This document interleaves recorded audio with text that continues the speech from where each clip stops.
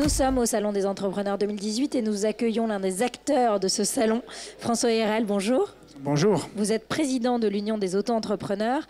Alors, l'actu autour du statut d'auto-entrepreneur ou micro-entrepreneur, elle est chaude, si je puis dire, puisqu'on est en pleine période de négociation pour définir les nouveaux contours de l'assurance chômage. C'est vrai que si on se pose quelques secondes, la question apparaît incongrue. Pourquoi un entrepreneur qui crée de la richesse ne pourrait-il pas lui aussi connaître la sécurité? Et c'est le principe d'équité du parcours professionnel que vous défendez depuis longtemps. Alors évidemment oui, évidemment proposition d'ailleurs que j'avais eu l'occasion de formuler au candidat président de la République.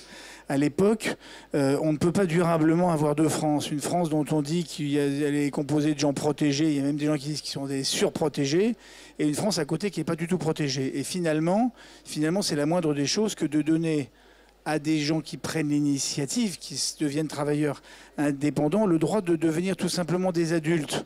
Adulte, dans mon esprit, ça veut dire pouvoir emprunter de l'argent, pouvoir louer un appartement. Et quand on est un entrepreneur, c'est extrêmement difficile. Et c'est cette difficulté-là qu'il faut franchir. Et c'est pour ça que je milite pour que, évidemment, il y ait une convergence des droits sociaux. La France est le pays qui a inventé le droit social, qui a inventé la protection sociale. On ne peut pas laisser des gens laisser pour compte de la protection sociale. Justement, il y a un chiffre qui est très marquant. 84% des 13 millions de Français, qui est un chiffre qui est sorti, qui veulent créer dans les années à venir leur entreprise, souhaitent créer, mais pas à n'importe quel prix, avec des protections en matière de chômage, d'assurance maladie, d'accident du travail, de congé mat.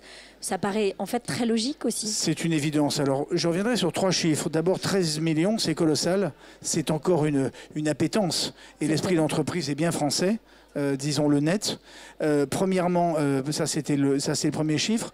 Quand on interroge ces 13 millions, ils sont 56% à nous dire qu'ils veulent devenir des travailleurs en fait indépendants, donc prendre le régime le plus logique, le plus simple et le plus facile.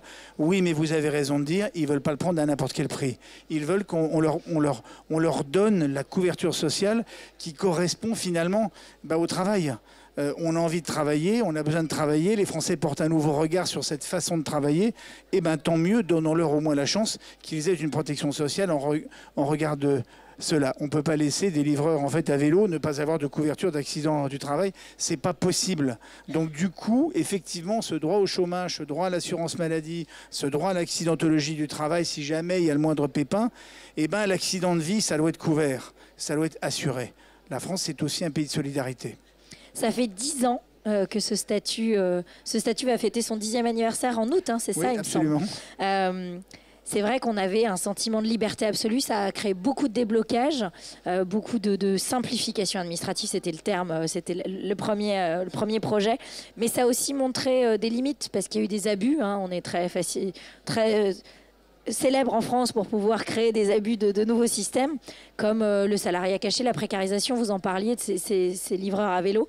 Près de 10 ans plus tard, quel bilan on en fait et on passe à quoi maintenant? Alors, 3 bilans rapides. Le premier, il y a toujours 1200 Français qui s'inscrivent au régime de l'auto-entrepreneur tous les jours. 1200 Français. Tous les jours. C'est colossal. C'est colossal, premièrement. Deuxième bilan, évidemment, le paysage n'est pas si bleu que ça et on n'est pas au pays de oui-oui.